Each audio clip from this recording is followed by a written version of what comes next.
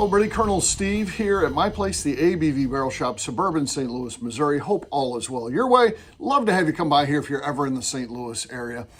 We have a very unique story here. Our model is to focus on single barrels, and that's basically what we do.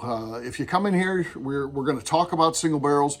We're going to talk about the people behind the brands. We're going to let you try them. All the whiskey that you see behind me is open and available to taste, and those are the ones that we have available for sale here. So typically, if it's a barrel pick, we allow you to try before you buy.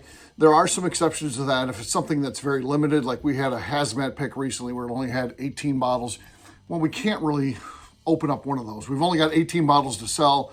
To take one out of the mix, it takes a bottle away from someone, so we don't do it in that case. And then sometimes if we get less than 6 left, we don't open up another one. We're opening up a bottle when we have a full barrel, to try to sell 200 bottles. And then you continue to open them up as you get down there. But once you get down so low, it's not like, we got 6 left, well, let's open that to try to sell 5 more. So at that point, we figure enough people have tasted it. Maybe it's time to get a second bottle if they really liked it, and we don't open up one when we get there. But other than that, pretty much we have things available to try before you buy here, and that's what we always encourage you to do. 74, you see that number right behind me there? That is the number of barrel picks that we did in 2024. And this year in 2025, we are trending ahead of that number. So we hope to break that number by the end of the year.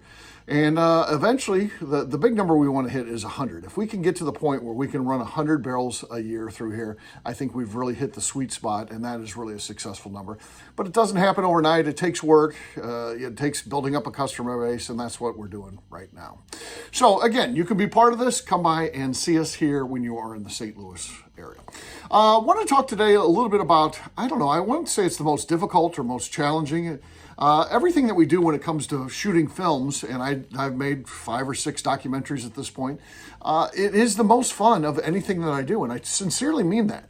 When I'm out, podcasting, I certainly love doing that. It's fun. It's with a group of friends, and it's enjoyable. But it's also, it's a grind on your schedule, and takes you away from being able to do things in your personal life. I give up at least 2 nights a week, and sometimes it's 3 or 4 nights a week, depending on how many shows we're recording. Am I behind? Do I need to schedule extra in a given week because I have some open time? So, that's the only thing that's a little bit tough about that, the grind of just the schedule. I do live events, a lot of those, hosting events at distilleries or here at the shop or whatever, and those can be stressful as well. And the reason for that is it only comes down to you want everybody to have a good time. Sometimes if things are planned right, you can enjoy in the moment and have some fun at the event. But a lot of times you're just there to make sure that everyone else is having fun. So that can be difficult. But what I love about when we make movies, there's planning and there's work up front, certainly. We have to set up all the times, the schedules, get approvals and things like that. But once we're there filming and interacting with the people, it's just fun for me. I love it. It is, there's no doubt about it. That is the best part of owning a media company if you're making films. It's fun. It's fun the way we do it. We're not in it to make money. I think that would probably change things if we were very bottom line focused and things like that. And you're like, well, why would you do something where you don't want to make money? Well, we do want to make money at it, but we almost view it as a write-off. And if it makes money, that would be a nice bonus. We would love to have that happen. But we want to document these things. We want to preserve history in bourbon, and the best way we can do that is to make films about it. And that's what we're committed to doing. And I always say we might not be appreciated for what we're doing right now, and that could never happen in my lifetime. Because people haven't, by large scale, watched our movies. So certainly, you're talking about audiences in the hundreds or maybe in the thousands, depending on which movie you're talking about.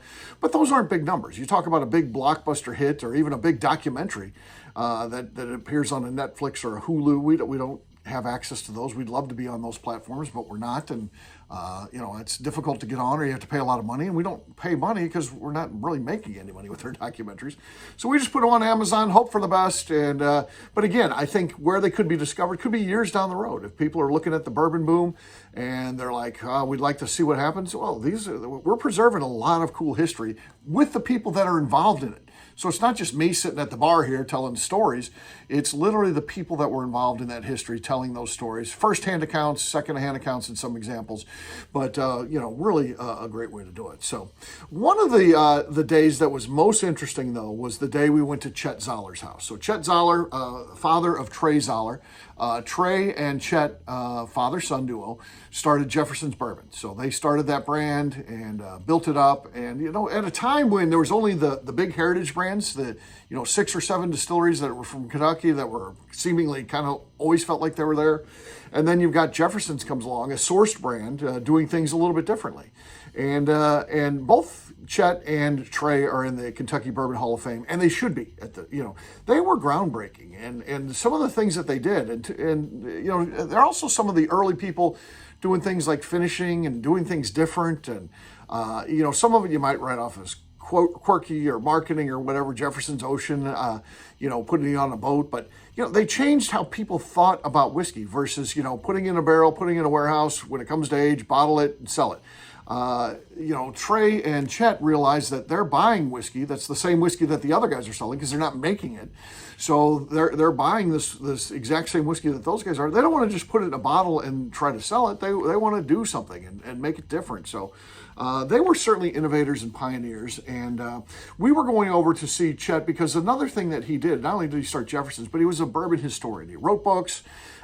He researched bourbon history and things like that. And he was a resource. And we were doing a movie called Blending is Trending.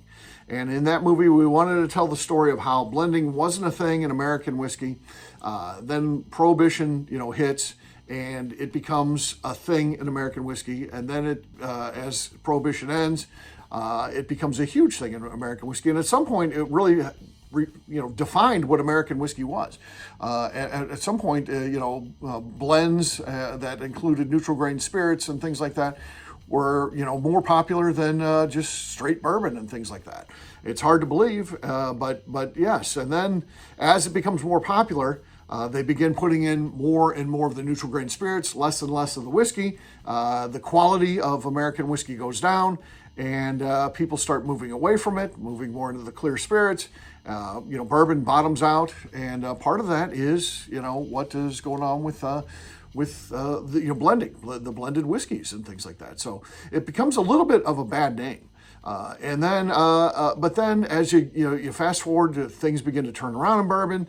Blended whiskey is just about gone from the American scene, and then it begins to make a comeback when you got craft distilleries looking to push boundaries, looking what is old is new again, that type of thing, and they begin doing that and have some success, and then it wakes up the big guys and they get back involved. And so this idea of blending is trending, and I think we were ahead of the curve. I think I recognized that this was happening early on, and we made this movie before it was a big thing. And we got Jackie Zykan's in that movie.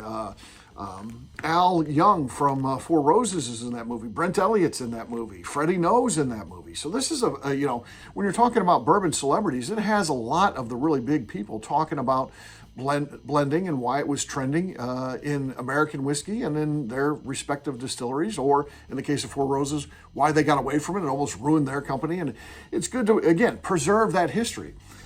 Chet Zoller comes in because he's just a historian. He's not, at that point, tied to a brand. He's not talking about Jefferson's bourbon or anything like that. Well, we're talking about how blending, becomes huge in America, and he tells the whole story of Prohibition, how it happens. It ends up being an educational thing for me. It's like I'm taking a class while I'm watching this happen.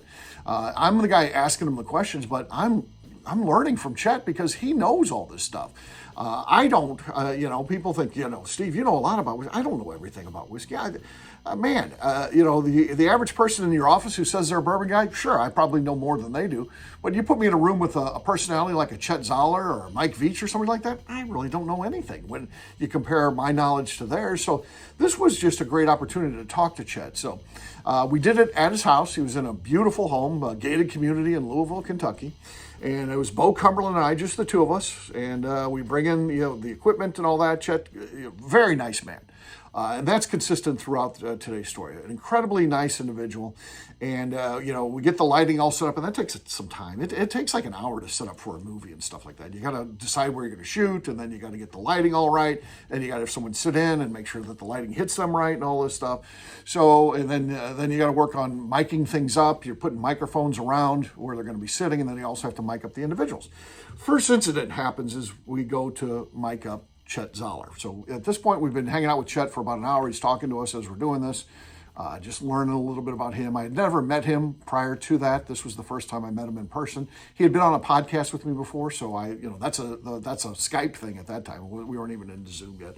And so I knew him from that, but that's about it. So I knew who he was, had talked to him before. That's how I got him to be a part of this movie, is I had his contact information from when he was on the Bourbon Show.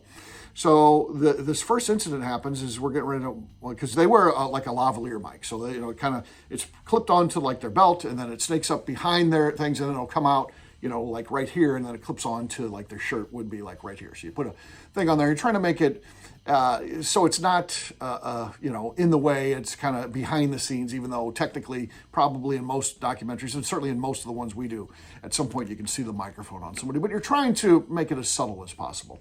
So Bo hands Chet the mic and says, "Here, just snake that up your shirt, clip it on your belt, snake it up your shirt, and bring it out the top."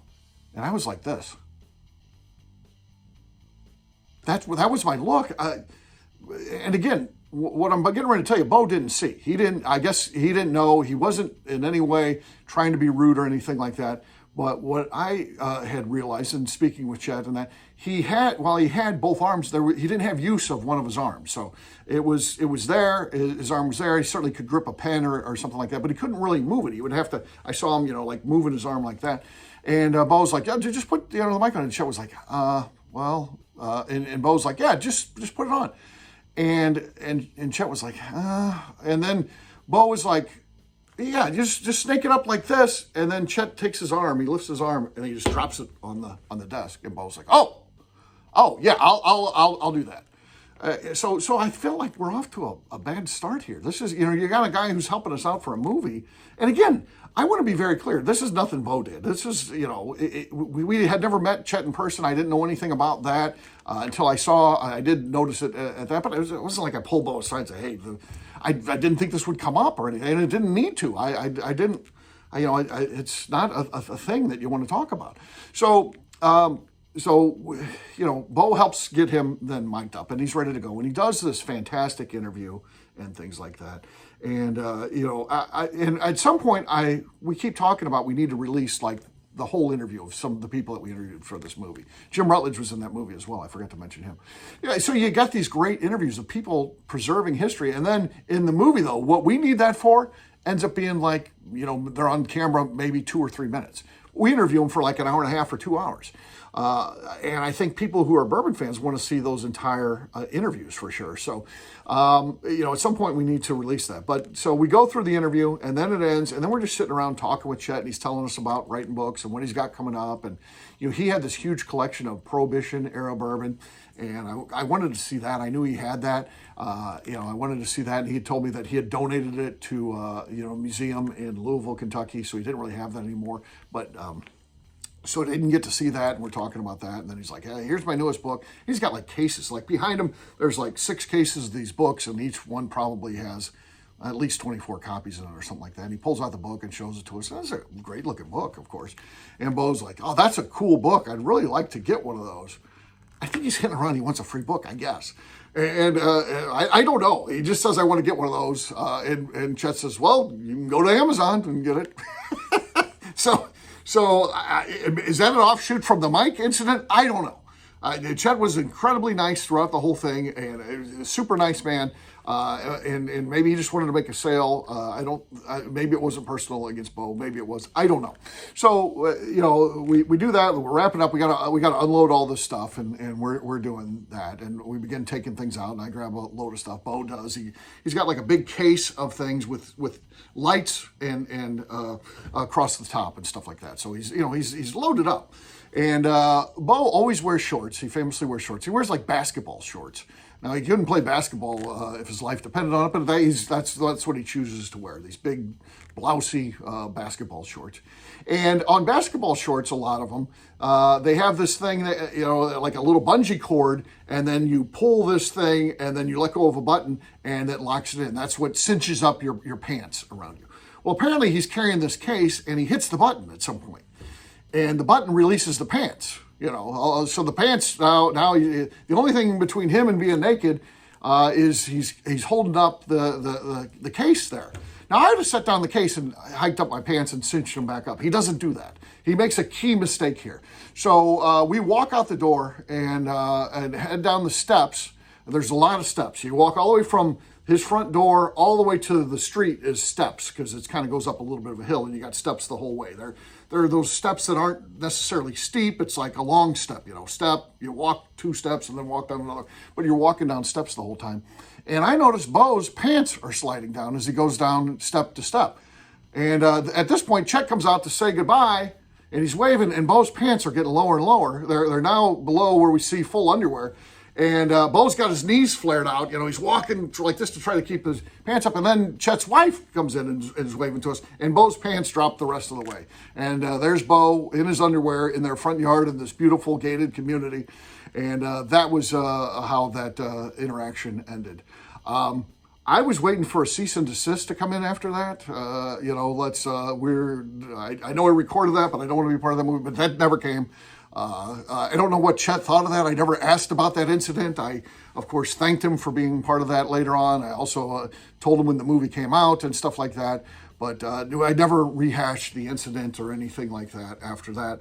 And it's just been a funny moment that we've talked about throughout the years. I haven't told that story in one of these, but it's just one of the crazy things that can happen when you're filming a movie. Again, you're having a good time. And of course, we had a lot of laughs about that. We continue to do so. I think Bo's probably tired of it at some point. You get tired of the story being told of how you're walking in your underwear in a gated community.